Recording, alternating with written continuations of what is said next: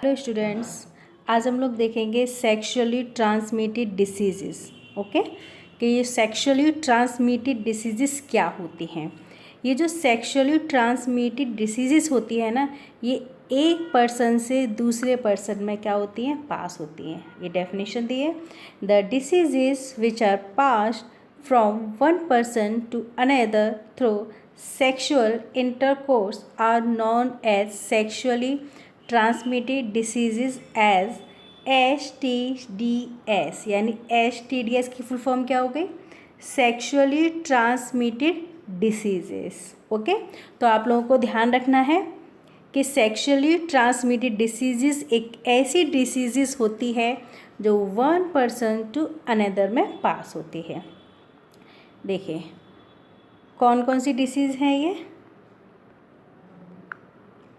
Gonorrhoea, ठीक है, syphilis और एड्स। ये 3 डिसीजेज हैं। कौन कौन सी हैं, गोनेरिया, सिफिलिस और AIDS. Each diseases has its characteristic sign and symptom. ये जो बीमारियां बताई हैं मैंने आप लोगों को, डिसीजेज जो बताई हैं, गोनेरिया, सिफिलिस, एड्स, इनके कुछ साइन होते हैं। साइन मतलब कुछ पहचानने के कुछ निशान होते हैं जिसके आप थ्रू पहचान सकते हो, ठीक है। इनके कुछ सिम्टम्स होते हैं। कहने का मतलब है कि इन बीमारियों के कुछ सिम्टम्स होते हैं, कुछ साइन होते हैं जिनके थ्रू आप लोग क्या कर सकते हो, इन डिसीज़ को पहचान सकते हो। देखिए, तो सबसे पहले हम लोग देखते हैं गोनेरिया। देखिए इसमें क्या होता है, ये जो जिस बैक्टीरिया से फैलती है ना, उसका नाम है नाइजीरिया गोनेरिया। इस बैक्टीरिया का आप लोग नाम ध्यान रखिएगा। ये किस बैक्टीरियम से फैलती है, Neisseria gonorrhoea. Okay, it is transmitted through sexual intercourse with an infected person. ये क्या होगा, ये भी सेक्सुअली के इंटरकोर्स के टाइम पर ये भी क्या होती है, ट्रांसमिटेड होती है। अगर किसी एक पर्सन को अगर ये गोनेरिया डिसीजेस है तो किसी दूसरे पर्सन को भी हो सकती है। This diseases is can pass from the infected mother to the baby during birth. होगा क्या, अगर मान लो ये बीमारी किसी तरीके से, ठीक है, मदर से बेबी के अंदर चली गई ड्यूरिंग बर्थ, मतलब जन्म के दौरान अगर ये मदर को बीमारी है और मदर से बेबी के अंदर चली गई तो होगा क्या, सम बेबीज बिकम ब्लाइंड। वो जो बच्चा होगा वो ब्लाइंड होगा, because the bacteria enter the babies eyes during the birth place. क्योंकि उसके जन्म के दौरान वो जो बैक्टीरिया था वो बेबी की आइज में चला गया, इसकी वजह से क्या हो गया, बेबी ब्लाइंड हो गया। तो the common symptom of the diseases are, अच्छा ये तो होगा आप लोग, मतलब कितनी आपने देखा, मतलब एक मदर के थ्रू किस तरीके से बेबी के अंदर ये डिसीजेज जा रही है और बेबी क्या हुआ, वो अपनी आंखों को खो रहा है। अब देखिए कुछ इसके कॉमन कैरेक्टर, मतलब जो इसके सिम्टम होते हैं वो देखिए। फर्स्ट, येलो डिस्चार्ज ऑफ पस is seen at the end of urethra. ठीक है, पस का मतलब होता है जैसे कोई मवाद बोलते हैं, जैसे कोई जिसको हिंदी में पीवी बोलते हैं, येलो टाइप का। तो वो अगर ये गोनेरिया है तो उसके यूरेथ्रा से, ठीक है, पस डिस्चार्ज होगा और पस येलो कलर का होता है। Sensation takes place on urinating, ठीक है, और होगा क्या, मतलब जो यूरिनेटिंग होगी उसमें जलन होती है। इन मेल्स द टेस्टिस में become fibres and the person become स्ट्राइल। ठीक है, होगा क्या कि अगर मेल के अंदर जो टेस्टिस होंगे उनके अंदर फाइबर्स, वे फाइबर्स हो जाएंगे और क्या होगा, पर्सन के अंदर सर्टाइल की एक डिसीजेस हो जाती है। सर्टाइल का मतलब स्ट्रेल का मतलब होता है बांझ, ठीक है, तो ये मेल के अंदर भी हो जाती, मतलब जो उसके स्पर्म होंगे फिर वो काम करना, वो अच्छे से काम नहीं करेंगे। In women the pus from vagina में spread to uterus and oviduct. अगर ये वुमेन के अंदर है तो क्या होगा, उसके वजाइना से पस निकलेगा, जो मवाद होगी वो निकलेगी, और मे स्प्रेड, ये यूट्रस और ओविडक्ट में भी क्या हो जाएगा, स्प्रेड हो जाएगा।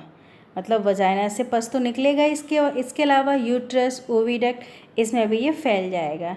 दे ब्लॉक रिजल्टिंग इन स्टराइलिटी, और होगा क्या, रिजल्ट ये निकलेगा कि जो स्टाइलिटी होगी वो क्या हो जाएगी, मतलब वो कंटिन्यू हो जाएगी। मतलब स्टाइलिटी का मतलब होता है बांझपन। क्या होता है, स्टेरिलिटी का मतलब होता है बांझपन। मतलब फिर जो वुमेन होगी ना वो बच्चे को जन्म नहीं दे पाएगी।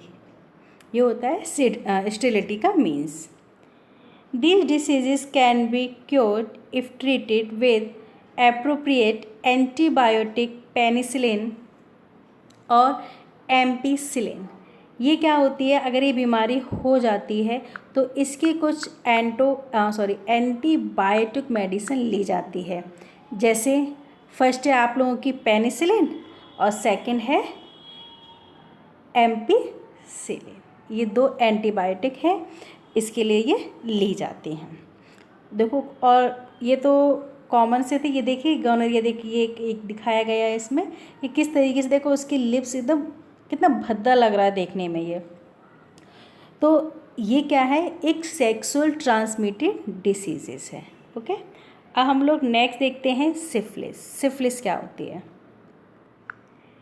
ये जिस बैक्टीरियम से फैलती है ना, उस बैक्टीरियम का नाम है आप लोगों का, ठीक है, ट्रिपोनिया पैलिडम। क्या बोलेंगे हम लोग इसको, ट्रेपोनेमा पैलिडम। अब देखिए, विच इज स्पाइरल, ये स्पाइरल और कॉर्कस्क्यू शेप का होता है। ये भी क्या होती है, एक सेक्सुअल ट्रांसमिटेड डिसीजेस होती है और सेक्सुअल इंटरकोर्स के दौरान ये फैलती है। अब इसके कुछ सिम्टम देखते हैं। देखिए, इसमें अगर ये बीमारी होती है तो क्या होगा, after a few days of infection, मतलब इन्फेक्शन के कुछ समय बाद, अब पेनलेस और अपीयर ऑन द पेनिस, मतलब पेनिस जो होगी ना उसमें पेन होने लगेगा। क्या होने लगेगा, पेन होने लगेगा, ठीक है।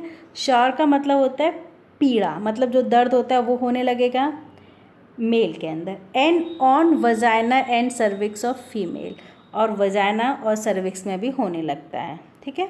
अगर मेल के अंदर है तो उसके पेनिस में होने लगेगा, और अगर फीमेल के अंदर है तो वजाइना, सर्विक्स, इनके अंदर पेन होने लगता है।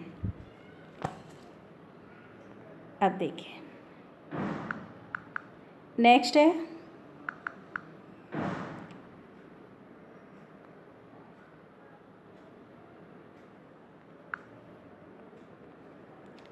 अब फ्यू मंथ लेटर, मतलब कुछ महीनों बाद, नॉन इची स्किन रैसेस अपीयर, यानी कुछ महीनों बाद क्या होता है, जो स्किन होगी ना वो बहुत ज़्यादा इची हो जाएगी, और उस पर रैसेस हो जाते हैं।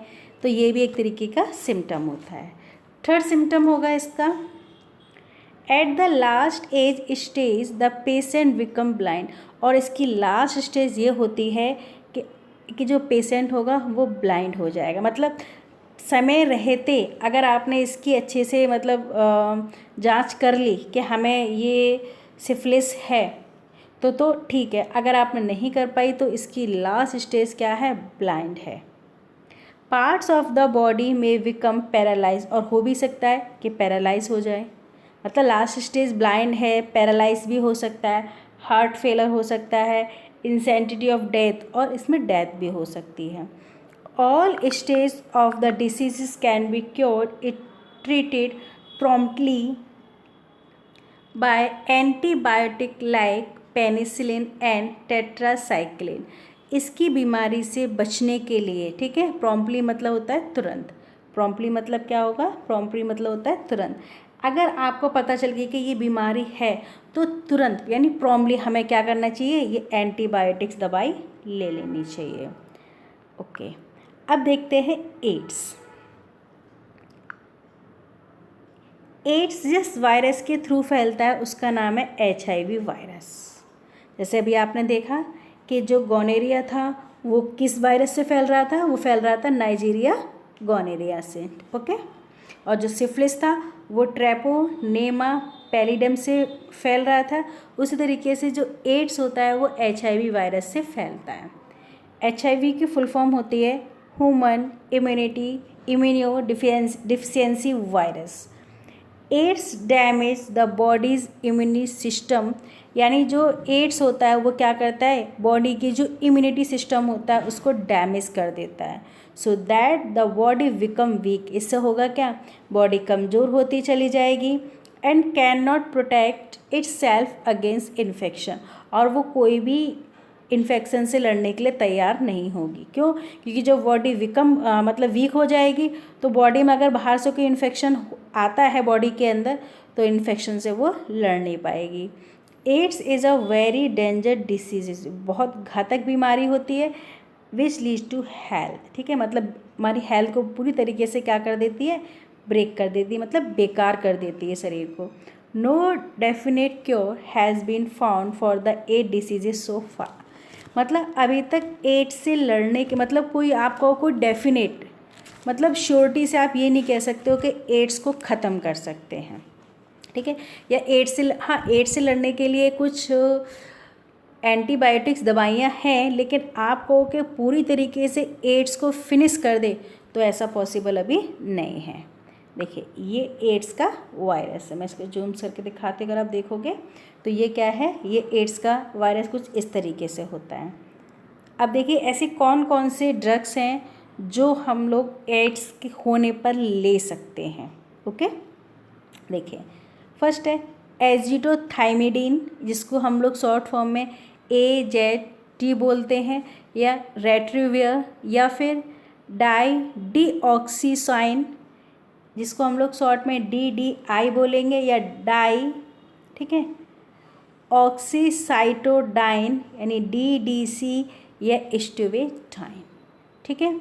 ये क्या है, कुछ ड्रग्स हैं, ठीक है। वैसे ये परमानेंट नहीं है, पर ये है कि इनको लेते लेते हम लोग क्या कर सकते हैं, मतलब अपनी लाइफ को कुछ हद तक आगे खींच सकते हैं, वरना अदरवाइज़ तो लास्ट स्टेज आप लोग जानती हो क्या है इसकी, ठीक है।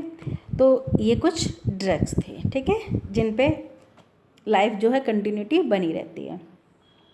तो आपने देखा कि ये जो डिसीज़ेज़ हैं मतलब किस तरीके से बहुत ज़्यादा हमारे लिए हार्मफुल होती हैं, इवन डेथ हो रही है, बेबी भी ब्लाइंड हो रहा है। तो इन सब बीमारियों से हमें क्या है, सेफ़ रहना चाहिए, ठीक है।